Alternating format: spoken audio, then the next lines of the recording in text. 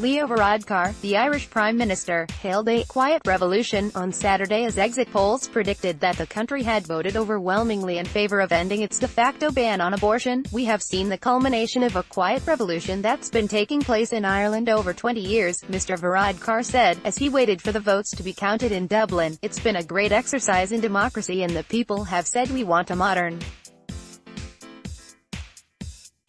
constitution for a modern country, and that we trust women to take the right decisions about their own health care." Even Ireland's rural and conservative areas appear to have backed reform, with County Roscommon and the town of Longford set to return yes votes. Support for reform was so widespread that the No campaign conceded defeat several hours before the referendum count was finished. The people of Ireland weighted in the balance and it came down on one side.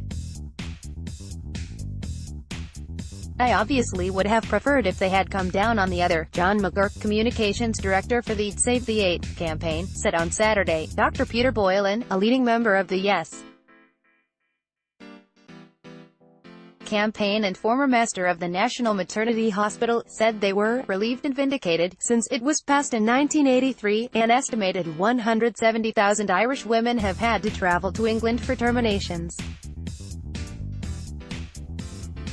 Those who have the procedure done illegally at home risk up to 14 years in prison. However, the pro-life No campaign has warned that the government's alternative, unrestricted access to abortion up to 12 weeks, is too extreme. Young and old packed the streets of Dublin on Friday as they lined up to cast their vote following a tense and divisive campaign which has forced the country to grapple with its deeply held Catholic convictions. One of the victims of Ireland's abortion policies referenced by the Yes campaign was Savita Halaponavar, died in hospital in Galway aged 31 when she was refused an abortion during a miscarriage.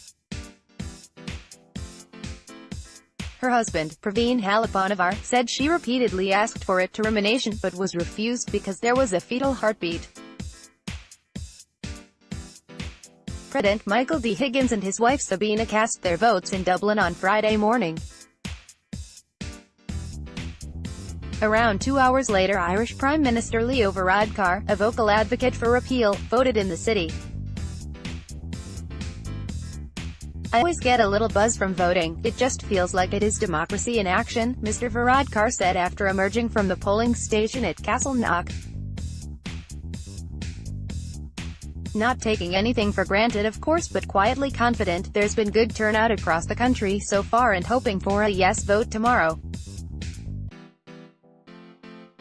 Obviously, I would be encouraging everyone to come out and vote. A high turnout would be to the advantage of the Yes campaign." He urged voters not to be distracted by the sunny weather and exercise their democratic right. Yes campaigners hug one another as the count in the Irish referendum on the Eighth Amendment concerning the country's abortion laws takes place at the RDS Centre for several days at Dublin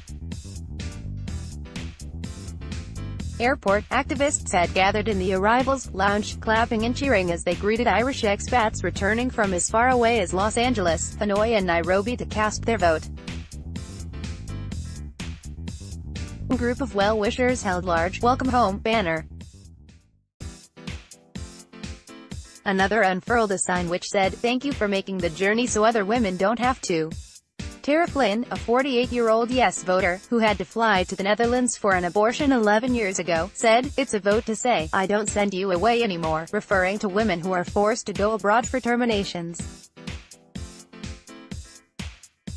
Since Thursday, fleets of cars driven by volunteers have been ferrying voters from the airport to polling stations across the country. Many used social media to offer lifts, with Molly O'Cathan posting a photograph on Twitter of her car with a sign in the window that read, "Repeal Mobile." Over 3,000 Irish women have UK abortions per year. In a no-vote scenario, nothing would have changed. But the Yes victory means the Eighth Amendment will be repealed, then. Irish lawmakers will get to work transferring the government's proposals into law. Mr Varadkar has urged lawmakers to vote through the new legislation, whichever way they voted in the campaign.